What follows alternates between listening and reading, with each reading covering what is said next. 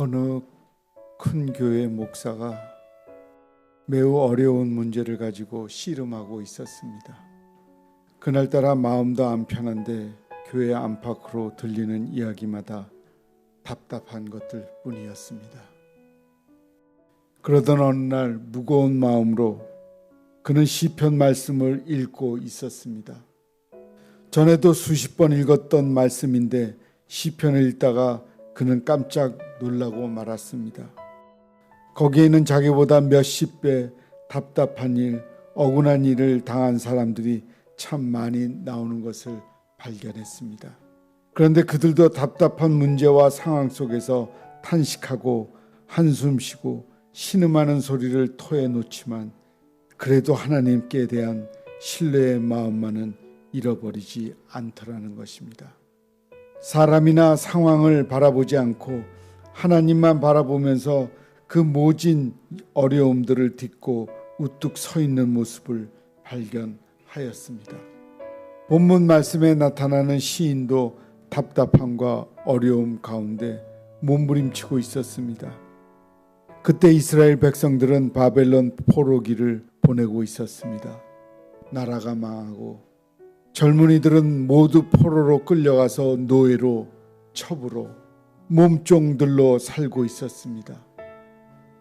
그렇게 고통 시간들을 흘러가고 있었습니다. 벌써 한 세대가 지나고 또 한 세대가 오건만 고난의 시간은 끝이 없었습니다. 1년, 2년, 10년, 20년 그렇게 기다리고 기다림의 시간들이 지나가면서 그들은 이제 깊은 패배의식, 좌절과 절망 가운데 서 있었습니다. 이제 몸부림치며 민족 해방을 기다려왔습니다. 그러나 가능성이 전혀 보이지 않았습니다. 이제는 모든 희망을 포기할 수밖에 없는 상황이었습니다.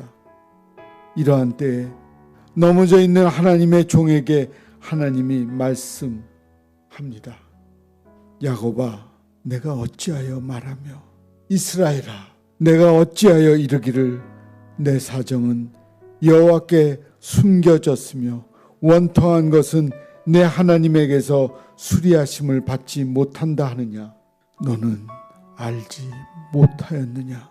하나님의 안타까움이 말씀마다에 서려 있습니다. 내가 어찌하여 너는 알지 못하였느냐 라는 말씀을 반복해서 들려주십니다. 하나님의 마음을 알려주고 싶어서 안타까워하는 음성으로 다가옵니다. 그러나 힘들어하고 있는 이스라엘에게 하나님께서는 문제의 해법을 먼저 알려주시지 않습니다. 하나님은 어떤 분이신지 먼저 알아야 승리의 삶을 살 수 있다는 말씀입니다.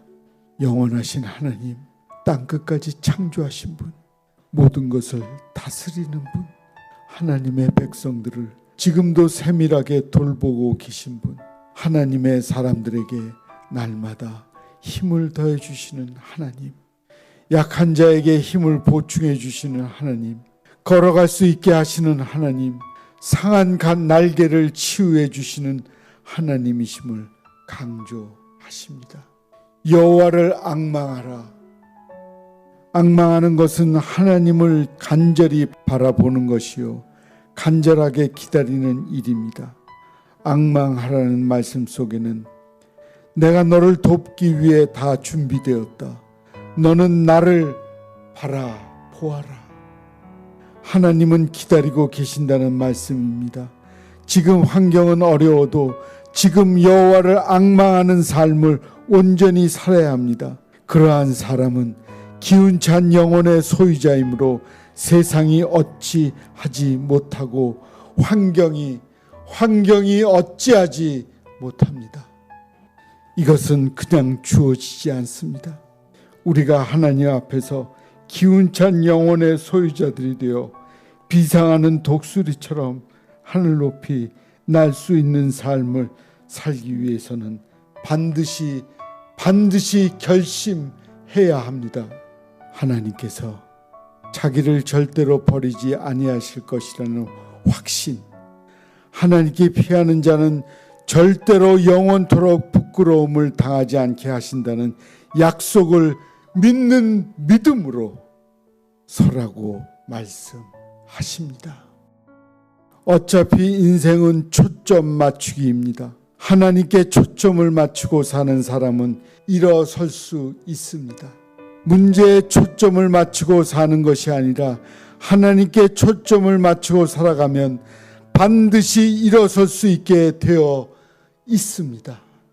오직 여호와를 앙망하는 자는 새 힘을 얻으리니 독수리의 날개치며 올라감 같을 것이요 다른 박질하여도 곤비치 아니하겠고 걸어가도 피곤치 아니하리로다.